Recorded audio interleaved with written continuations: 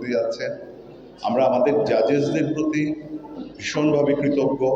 তারা এই প্রস্তুতিতে, প্রশিক্ষক এবং জাজেসের এই প্রশিক্ষণে যাতে করে আমাদের ত্রিপুরা রাজ্য দল উপযুক্তভাবে তৈরি হয় এবং তাদের সঠিক যে গাইডলাইন যেটা দরকার সেটা যাতে তারা অ্যাচিভ করতে পারে সেইভাবে তাদের তৈরি করে নেওয়া।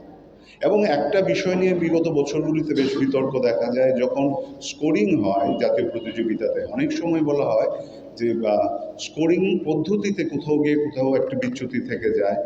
সেই বিচ্যুতি যাতে না থাকে আমাদের যারা জাজেসরা যাচ্ছেন তারা সতর্ক থাকবেন, তারা নজরে রাখবেন যে আমাদের খেলোয়াড়দের যে আসনে যত স্কোর করার কথা তারা যাতে সেই স্কোরটা করতে পারছেন কিনা।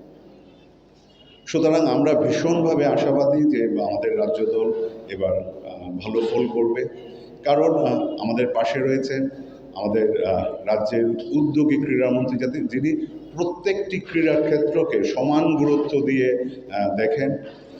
একটা সময় আমরা শুধু দেখতাম হয়তো বা ক্রিকেট অ্যান্ড ফুটবলই সমস্ত লাইমলাইট কেড়ে নিচ্ছে, অন্য প্রতিযোগিতাগুলো কিন্তু সেইভাবে হয়তো বা সকলের দৃষ্টি আকর্ষণ করতো না। কিন্তু আমাদের বর্তমান ক্রীড়ামন্ত্রী তার তত্ত্বাবধানে এই তথাকথিত ছোট ক্রীড়া ক্ষেত্রগুলিও কিন্তু যথেষ্টভাবে সকলের দৃষ্টি আকর্ষণ করছে, আর তাতে করে আমাদের খেলোয়াড়দের উৎসাহ বাড়ছে এবং উৎসাহ বাড়লেই তাদের যে প্রতিযোগিতার যে মান সেই সর্বোচ্চ মানে তারা পৌঁছতে পারছে। আগামী 26শে ডিসেম্বর সকালে ট্রেনে করে আমাদের এই রাজ্য ক্রীড়া দল ধানবাদের উদ্দেশ্যে রওনা হবে। তারা 27 তারিখ গিয়ে ধানবাদ পৌঁছবেন। 28, 29, 30 3 দিনের প্রতিযোগিতা।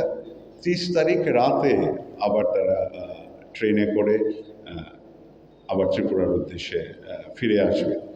আমরা আশাবাদী আপনারা যখন 31 তারিখ বা 1 তারিখ আগরতলায় পৌঁছবেন আপনাদের হাতে থাকবে বিজয়ীর মুকুট এবং সেই বিজয়ী চ্যাম্পিয়নশিপ ট্রফি।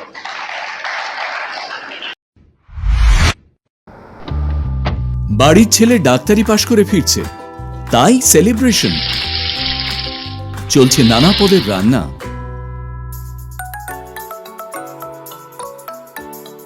শেফদের পছন্দ সিস্টার মশলা, যা মডার্ন টেকনোলজি এবং স্বাস্থ্যসম্মত। টেস্টিও। ইনি ডক্টর না সিস্টার? সিস্টারের রান্না প্রতি পদে স্বাদের বাহার, মন চাই ফিরে ফিরে খেতে পারবা। সিস্টার নিশ্চিন্তের প্রতীক।